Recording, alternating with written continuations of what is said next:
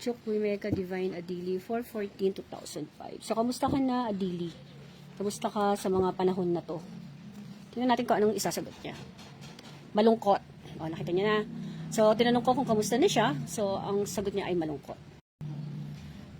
Malungkot siya ngayon. Sabi ko sa inyo, galit to eh. Ano, namimighat eh. O, nasan man siya ngayon, siya ay malungkot. Okay? Anong gusto mong iparating? Anong gusto mong iparating? Justice. O, di ba? Tulad ng sabi ko sa inyo, yung sa post ko kahagabi, siya ang nanghihingi ng hustisya. Kasi siya yung hindi marunong lumangoy, tapos siya yung pinasabak dun. Ayun o, judgment. And, pentacle, pera, possible, tulong. Diba? So, ayun, malinaw yan ha. Nanghihingi siya ng hustisya, nanghihingi siya ng pananagutan, at higit sa lahat, nanghihingi siya ng, hindi ko sasabihin nanghihingi siya ng pera, pero nanghihingi siya ng tulong, pinansyal.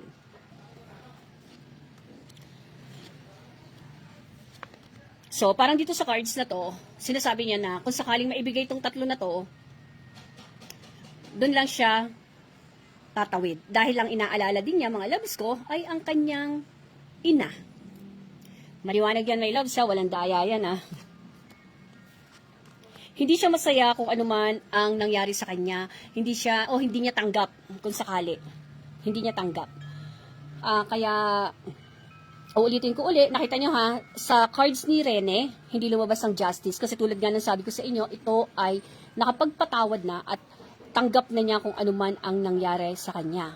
Diba? Napaka-positive ng spirit niya. But then, itong tao na to, yung pangalawa, nanghihingi siya ng justice, nanghihingi siya ng, ng hustisya, o nanghihingi siya ng pananagutan. Diba? And then, nanghihingi siya ng tulong. Maaari kasi, may loves ko, itong tao na to, marami itong bagay na hindi kayang gawin, kaya lang pinagawa sa kanya. Kaya ganyan yung baraha niya. Ito, galit to. Nasabi ko naman na, ayan, galit siya. At hindi ito magpapatahimik. Dito sa cards niya, parang may pagbabanta siya na mananagot kung sino man ang dapat managot. Hindi man nila makuha ang hustisya sa mundo na to. Pero tandaan niyo mga loves ko, ang mga espiritu may mga kakayahan niyan gawin na hindi kayang gawin ng normal na tao. Kaya niyan patayin ang tao na nanakit sa kanila through pagtulog or through atake. Tandaan niyo yan mga loves. Kaya nilang maghiganti diyan kahit hindi nila makamit ang hustisya dito sa mundo na to. Kaya nila yan.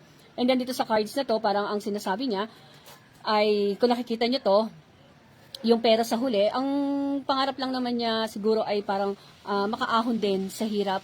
Kaya kumbaga parang pinagbuti naman niya ang kanyang sabihin natin trabaho. Kaya nga lang ay doon din pala siya mamamatay sa ibang lugar pa. So may pagsisisi din. Kaya lang dito sa cards niya, more on galit or more on paghihigante. Hindi to tatawid, hindi siya tatawid.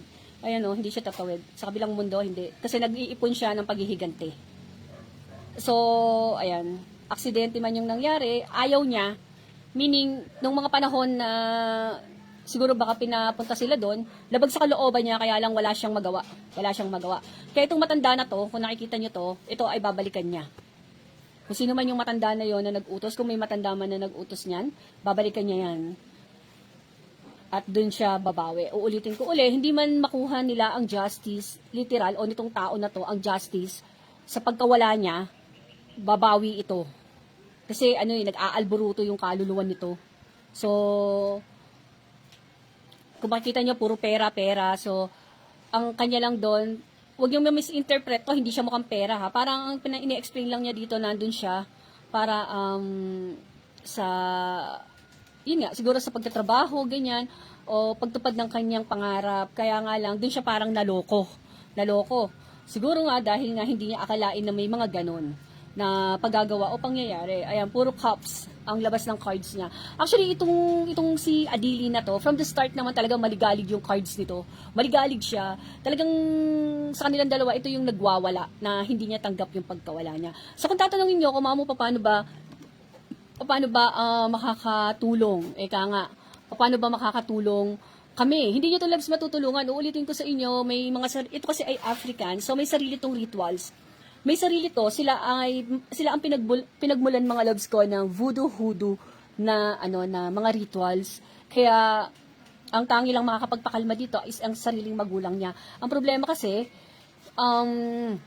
hindi familiar ako sa sa mga gawaan sa Africa, pero hindi ako sure kung meron silang tinatawag na Diyos doon o kung dinadasala nila ito. Ulitin ko ulit, rituals kasi ang kanilang ginagamit sa mga ganito. Ha?